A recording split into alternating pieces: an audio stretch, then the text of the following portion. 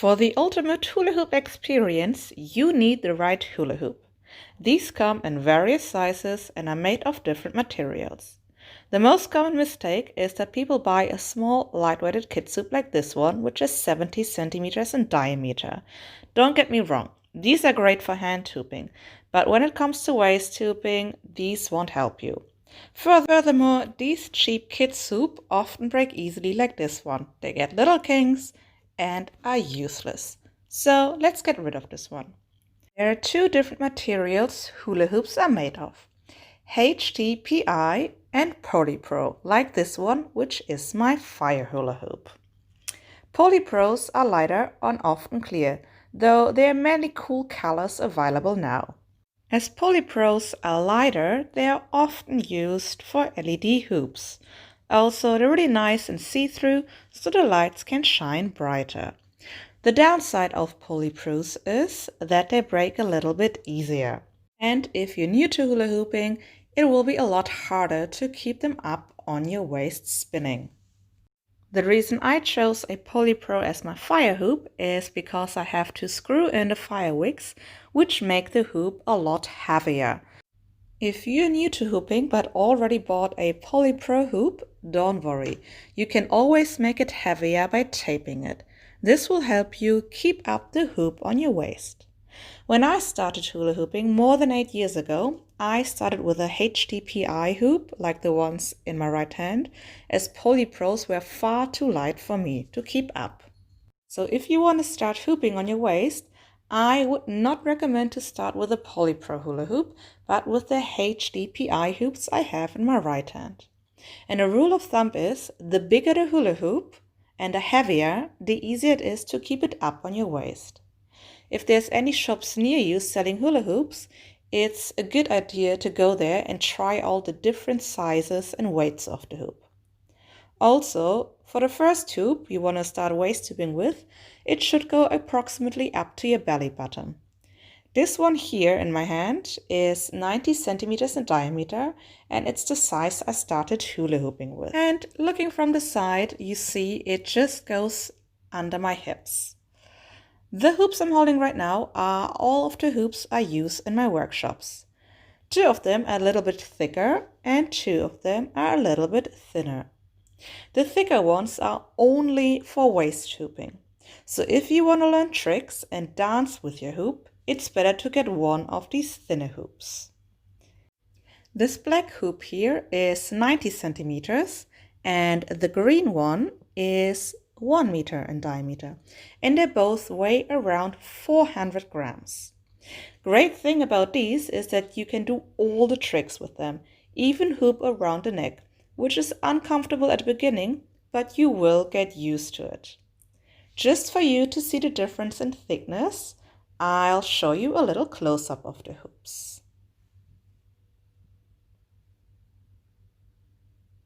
As you see, the ones in my left hand are a little bit thinner than the ones in my right hand. And as I mentioned before, the hoops in the right hand are only for waist hooping. This one is 95 centimeters in diameter and weighs around 500 grams. And this one is the biggest beginner hoop I have. I usually give it to men because they're a bit taller. And it's 1 meter and 10 centimeters in diameter and weighs over 700 grams. All of these are great for fitness hooping, though the 2 heavy hoops I just showed you are only for waist hooping, as I already mentioned. There's also another sort of hula hoops called fitness hoops, which I do not recommend at all. They weigh usually about 1 kilo, sometimes even more than 2 kilos, and often have bumps on the inside. You will find these in the sports sections. Those hoops will give you a lot of bruises and not so much fun.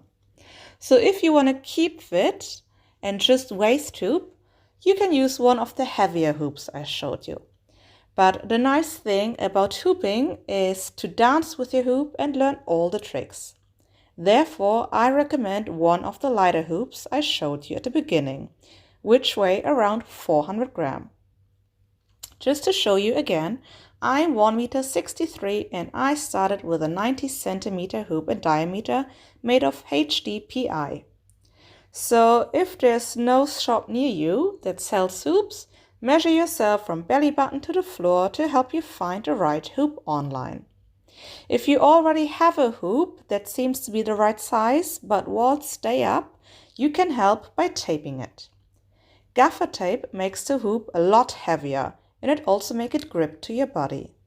If you have a pretty taped hoop with shiny tape, you can also use clear grip tape on the inside, like I do with all of my show hoops. And if your hoop is still untaped, you can also just roughen it up on the inside with sandpaper instead. But gaffer tape and grip tape will help you to keep up the hula hoop a little bit more. Also, when it comes to leg hooping, this will be perfect. I hope this will help you to find the right hula hoop. And in the next video, I will explain to you the right technique to keep up the hula hoop on your body. As you can see on this black hoop I have, it's taped with glittery black tape. This is why I used clear grip tape on the inside, so the hoop still looks nice and shiny from the outside, but it helps me to keep up the hoop. As I mentioned, I do this with all of my show and even my LED hoops. And if you've been watching this video up till here, you must have noticed that my voice and movements are pretty off. This is because I recorded this video originally in German. However, I still hope this video helped you to find the right hula hoop. In the next video, I will explain to you the right technique to keep the hoop up on your waist and how to keep fit with the hula hoop. Have fun!